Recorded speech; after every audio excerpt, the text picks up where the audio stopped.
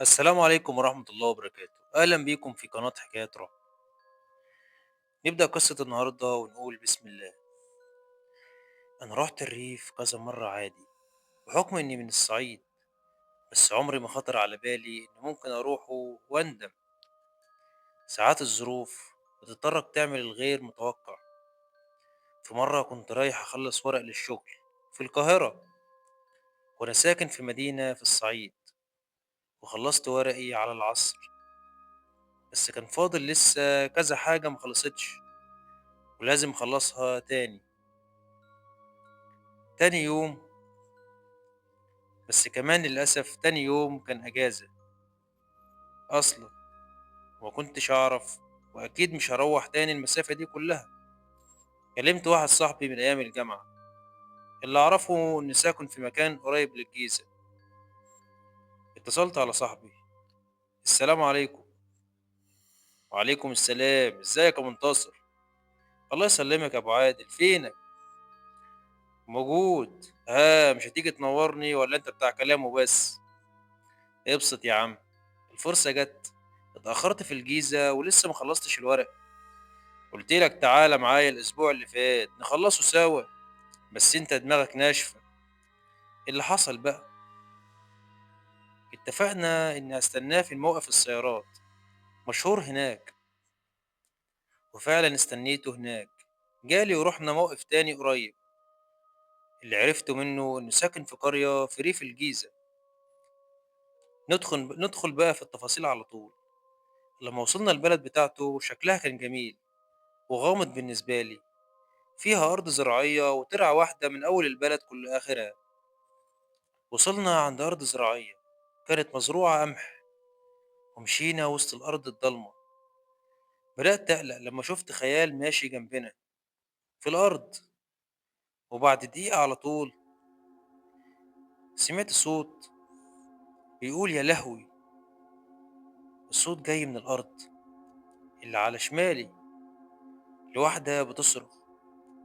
وقفت أبص وشفت شجر طويل وكتير زي مزرعة، ويا دوبك زهرة زي كوخ طالع منه ضوء خافت، ومعظم الشجر ناشف. وعلى بعد متر ونص من المكان اللي أنا واقف فيه شفت واحدة مديالي ظهرها، لبسها كله رصاصي غامق ومتقطع، وجسمي كله تقل، حتى شعر راسي كله اتنفض. قام صاحبي شدني وشاور لي إني ملتفتش على جنبي خالص.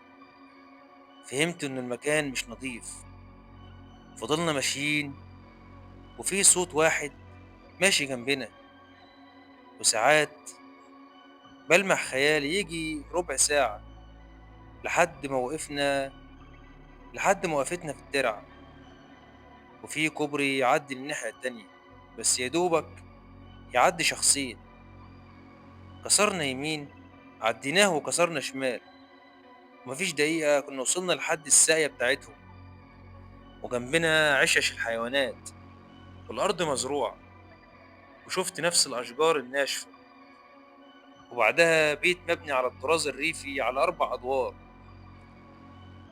دخل صاحبي وكان فيه سلم خارجي، طلعنا منه لحد الدور الرابع، واللي عرفته إنها شقته اللي هيتجوز فيها بنت خاله. كل ده عادي، أنا بحكي التفاصيل دي عشان أهم تفصيلة هقولها دلوقتي. لما طلعت الدور الرابع ودخلت واستريحنا من الطريق، سألت عن الأوضة اللي هنام فيها. شاور لي على أوضة في آخر الطرقة عادي. طب أنا هدخل أنام وأبقى صحينا على صلاة الفجر، مش هتتعشى معانا برضو؟ طب والله عيب. صدقني يا خالد هموت وأنام، سيبني على راحتي. البيت بيتك، خد راحتك. فتحت باب الأوضة حسيت كأن في حاجة واختفت، وهنا بدأت القلق يزيد. كان في سرير ودولاب. حطيت ورقي وفتحت الدولاب، خدت بيجامة من بتوع خالد ولبستها، وريحت على السرير. وأنا بفرد ظهري على السرير حسيت في راس إنسان تحتي، حاسس إن في حد قاعد معايا في الأوضة. وبدأت أسمع أصوات همس: سمير، تعالَ يا سمير. عملت نفسي مش سامع، وفجأة أسمع صوت تخبيط على الشباك. طبعًا أي حد مكاني مش هيفتح. الصوت كان مزعج ومتكرر جدًا. جسمي كان بيرتعش، وما فيش 5 دقايق كنت فقدت الوعي. فُقت لقيتني ماشي في وسط الأرض الزراعية لوحدي، والدنيا عتمة وفي أصوات بتنده عليّا: سمير، سمير. خدتها جري من بعيد. وقفتني وقفتني الترعة. وأول ما وصلت شط الترعة شُفتها واقفة مدياني ضهرها، ولسه ما استوعبتش الموقف. أصلًا لقيتها لفِّت لي. هي عجوزة، عجوزة وطويلة وشعرها أبيض ومنكوش، ووشها مكرمش جدًا، وكل ملامحها عادية إلا عينيها. عينيها عبارة عن لون أبيض بينقّط دم. من الخضة اتشليت عن الحركة. قامت شدّاني بدراعها ونزلنا غطس في الترعة. ما كنتش باغرق، بس شايف جثث فلاحين كتير تحت غرقانة، رجالة وبنات وأطفال. وكل ما بانزل للعمق أكتر جسمي بيرتعش، لحد ما نزلت في القاع تحت أوي، وبدأ جسمي يدوب كأني في بحيرة مية مغلية. بس لون المية كلها بقت دم. وفجأة حسيت إني بفقد الوعي تاني، لحد ما فقت في الأوضة وطلع حلم، كابوس. بس لقيتني متكتف ومربوط، وجات لي نفس الست بتتمشى اتجاهي، قعدت تقرب خطوة بخطوة، وقالت بصوت في صدى صوت وترهيب: اوعى تحكي حاجة من اللي حصلت لحد، وخصوصا عيلة ورداني، لحسن تغرق بجد. وفقدت الوعي. فقت على صوت خالد بيصحيني للفجر: مالك في ايه؟ قاعد تصرخ طول الليل، انت شفت حاجة؟ الحقني، البيت، البيت مسك. ملحقتش اكمل، لمحتها واقفة في ركن الأوضة بتبصلي بتحذير. ماله البيت؟ البيت جميل. كنت بتقول مسكون؟ كنت بسألك هو في حد كان ساكن هنا قبلي؟ قصدي بشر يعني. مش مرتاح لك، بس تعالى ننزل نصلي الفجر مع جدي. نزلنا تحت صلينا الفجر مع جده، وكان راجل طيب جدا وصوته حلو في القرآن. وقعدنا في المضيافة اللي تحت. انتوا بتنزلوا الأرض امتى؟ أرض ايه؟ الأرض المزروعة في الجنب، وزريبة والبهايم والشجر الطويل. جده قال لي: أرض ايه وزريبة ايه يا ابني؟ انت شكلك متعرفش عائلة عبد السلام الورداني ولا ايه؟ سمعت كلمة ورداني وجسمي كله اتنفض وبدأت أعرق، وظهرت عليا الخوف واللجلجة. لمحتها واقفة في ركن المضيافة بتبصلي بتحذير لتاني مرة. جده قال: مالك يا سمير يا ابني؟ تبع مين الساقية اللي تحت الأرض؟ احنا لا عندنا أرض ولا ساقية يا ابني، دول الناس اللي ساكنة في أطراف القرية. إنما بيت الورداني طول عمره معروف إنه مبني على دورين، دورين على ناصية جنب الوحدة الصحية في وسط البلد. أنا عقلي هيضرب. أنا وخالد عدينا من على الترعة، وشفت واحدة واقفة في الأرض الزراعية، وجوه غامض، وفي بيت من بعيد على كذا دور جنبه شجر غامض كان على شمالي. وخالد شدني وقال لي نسكت، وطلعنا بيت على الطراز الريفي، ودخلنا الدور الرابع. امتى ده يا ابني؟ احنا اتمشينا من الموقف لحد البيت، وكل ده ما حصلش. جده قال: التفاصيل اللي انت حكيتها دي موجودة، والبيت اللي بتقول انك دخلته بتاع عذرة جنب الساقية القديمة. يعني ايه كل ده؟ جده قال: انت غريب، انت غريب عن البلد وما تعرفش حاجة، ما تحطش في بالك. انا شفت واحد انا شفت واحد ما كملتش الكلام ولقيتها قربت، خبطتني، فقدت الوعي، فقت لقيتني واقع على الأرض، أرض المضيفة، وخالد مش موجود. جده واقع على الأرض وجسمه كله خرابيش وجروح، والمضيفة اتحولت لكوم تراب، تحسها كانت ساحة معركة. وفي وقته أول ما شافني وفوقته أول ما شافني اتخض، اتخض قوي، ومهديش إلا لما قعدت أحلف له إنه سمير. خالد فين يا جدي؟ معرفش. متأكد إنك سمير؟ هو إيه اللي حصل يا جدي؟ لما أنت حكيت لنا عن قصة الوحدة اللي غطست فيها في الترعة وبتهددك، هو أنا لحقت أحكي؟ أنت حكيت لي كل حاجة وبعدها حصل اللي حصل. طب كمل، إيه اللي حصل؟ ظهرت وشفتها وخبطتك، وانت اتشنجت وجسمك بقى ضخم، وخوفنا منك جامد. قعدت قعدت هي تهجم علينا، ومعاها زي شفرة حادة بتشرحنا بيها وانت تدافع. وبعد ربع ساعة، علقة موت، علقة موت منها، انا فقدت الوعي ولسه فايق. انت تعرف هي مين يا جدي؟ دي روح عذرة، اللهم احفظنا. طب وتأذيكوا ليه دلوقتي؟ واشمعنى انا اتحولت كده؟ اسمع يا ابني، زمان ايام شبابي كان جدي صلاح الورداني عمدة القرية، وكانت اواخر ايام الانجليز.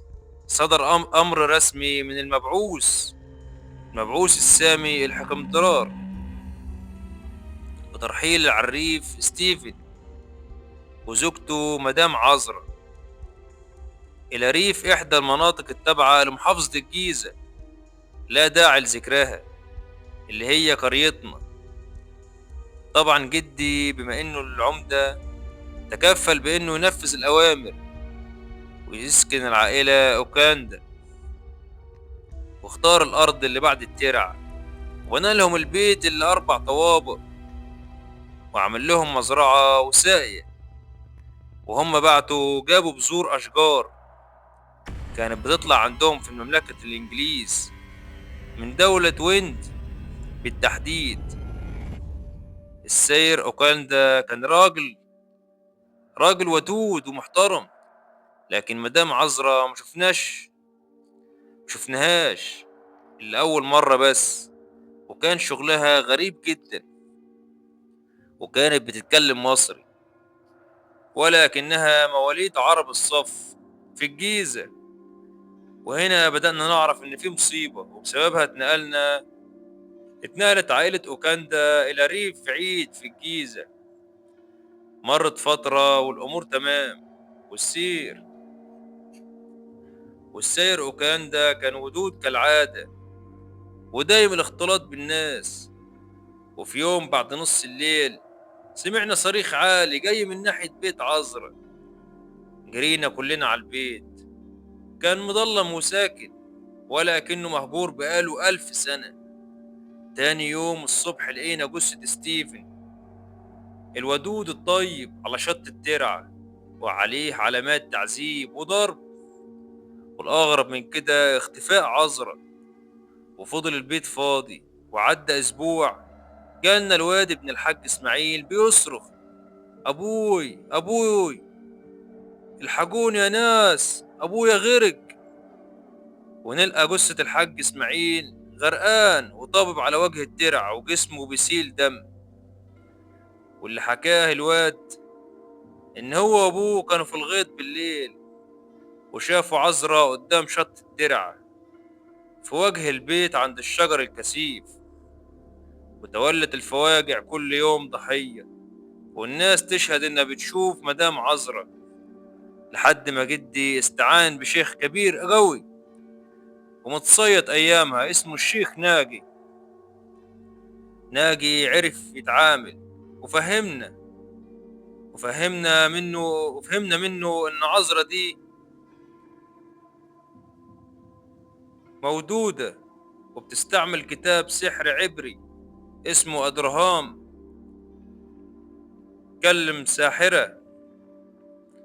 بتقدم قرابين لخادم الكتاب في مقابل إنه يلبي رغباتها وخدماتها. والقرابين دي كانت بشر. والموضوع اتكشف لأن الناس اللي بتختفي كترت، والإنجليز اكتفوا بنفيهم هي وجوزها في مكان بعيد. وأول ضحاياها كانت جوزها، وكان طلب خاص من الحارس الكتاب. وبعدها بقت تاخد قرابين من أهل البلد. والشيخ ناجي عرف يصرف الحارس، وشرط الحارس إنه يقتل عذرا ويحبس روحها في البيت. وخلص الموضوع، وتنبه محدش يعدي الناحية التانية للترعة. ومرت الأيام والسنين في هدوء، وكل فترة حد يتخطف ويتواجد على شط الترعة جسمه متشوه، لحد اللي حصل النهاردة. طب خالد راح فين؟ واشمعنى أنا واللي حصل لي امبارح؟ السؤال ده تسأله لجدك. صح، افتكرت أبويا كان بيحكي لي إني من نسل أكبر معالج روحاني في الصعيد كله ومصر في زمانه. اسمك إيه بالكامل؟ اللي أعرفه إن اسمي سمير عبد الرحمن سالم عبد البديع الكاشف، وجدي ناجي. أنا حفيد ناجي. وإحنا بنتكلم وإحنا بنتكلم جالنا ولد صغير بيصرخ: الحق يا جدي، ورداني لقينا عمي خالد غرقان على شط الترعة. وخدناه جري، لقيناه جثة هناك متشوهة. جده انهار وطردنا على طول من البلد، وأهل البلد كلها قامت عليا وكأني أنا السبب. وخدتها جري وركبت أول عربية قابلتني، وخدتها مخصوص لحد مدينة نصر. بس وأنا قاعد جنب السواق شفتها شفتها نفس الست اللي اسمها عذرا في المراية قاعدة على الكنبة اللي في العربية من ورا. وبكده تبقى خلصت حلقة النهاردة، ونشوفكم في قصص جديدة إن شاء الله.